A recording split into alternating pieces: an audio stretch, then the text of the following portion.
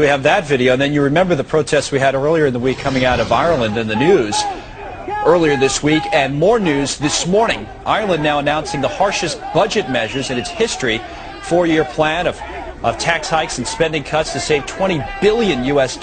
And our first guest of the program today sees big problems in the way that Ireland is handling its debt woes. And while he's at it, he says the U.S. is just as bad. There's Peter Schiff, President and Chief Global Strategist with Euro-Pacific Capital, author of How an Economy Grows and Why it Crashes. Peter's in Stamford, Connecticut.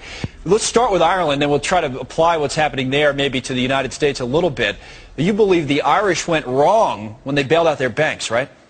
Yeah, you have to remember, this is where the problem started. When the financial crisis hit, Irish banks were basically insolvent. Right. And rather than allowing the losses to hit the private sector where they should have belonged, the government decided to bail them out. And now the problem is the losses are much bigger than they bargained for, and now the Irish people are being forced to pay the bill for very bad political decisions. They've announced some of those decisions today. They're going to cut their minimum wage. They're raising the VAT tax. They're raising some of the income taxes. Keep corporate taxes the same, by the way. But they're doing all these things. As you say, the people have to pay for it. And here in the United States, obviously, we bailed out our banks, too.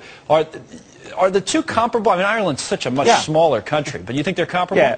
Well, sure. You have to remember, go think back to the subprime crisis when it first erupted, and our politicians were assuring us that it was confined to subprime. I was on television saying, no, it's not. The problems permeate the entire mortgage market. You're just seeing it in the weakest link first. So we're seeing the problems of sovereign credit in Ireland before we see them in the U.S., but we made the same mistakes. We just did it on a bigger scale. Now, Ireland has two options, though. They don't need this austerity. They would be much better off if they defaulted. I was in Ireland a couple of weeks ago urging the government not to accept this bailout, but to default.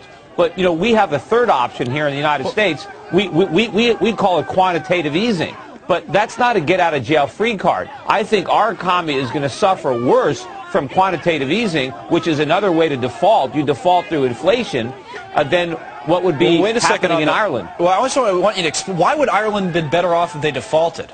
Because they wouldn't have to pay this money back. I mean, first of all, they should definitely default on the debt that the Irish government assumed on behalf of the banks, like Anglo-Irish Bank. I mean, and allow the losses. Because why should the public, why should the Irish people have to foot this bill?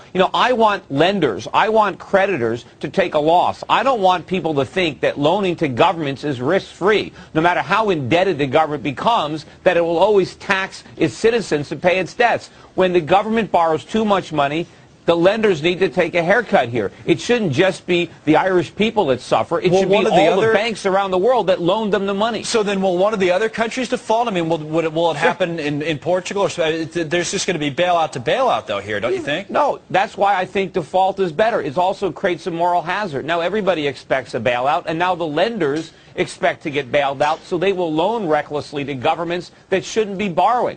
People say that it will hurt Ireland if they default because it'll ruin their credit rating and the government won't be able to borrow any more money. Well, that's fantastic news for the Irish, because if the Irish government can't go into debt, then it can't spend money, and it can allow the Irish economy to grow. Just to get back quickly to the first point of the interview, which was that the Irish got into trouble by bailing out their banks. You're saying we shouldn't have bailed out our banks in the beginning either. Now, someone might say, well, you know what? We got most of the money back with interest on the TARP program. That the United States is a much bigger economy that we can afford to do something like that versus the Irish, where it's cripples them.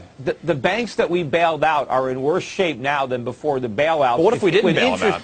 But they're going to fail anyway, because when the Fed tries to unwind its balance sheet, when it tries to, the exit strategy, and interest rates go up, all those banks that we bailed out are going to fail again, and now they're going to need an even bigger bailout than the first time. And you have to look at all the losses that are now on the books of the Federal Reserve. The Fed has got over $1 trillion worth of crap mortgages, toxic mortgages. What are the losses going to be when they have to sell them? We don't know what the losses are. They're not marking them to market. They're not trying to sell. These losses are hidden in the balance sheet of the Fed. But they are real, and the average Americans are going to suffer, because I think rather than exiting, we're going to keep on inflating. It's going to be QE3, QE4. We're going to destroy the dollar, and we're going to wipe out the savings and the wages of the middle class. Right now, more than ever, the public needs to hear this. The Conspiracy Against Your Money. This is why we're here, so we can address the issue before it's too late.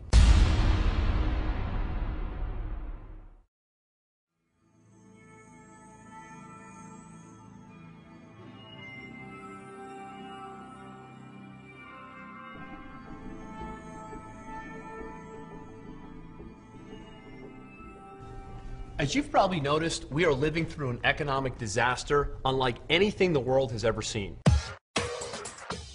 People are losing their homes at record rates. Household and government debt is exploding. Good people we love and care about are losing their jobs and their savings. The middle class is shrinking and is in great danger of disappearing altogether.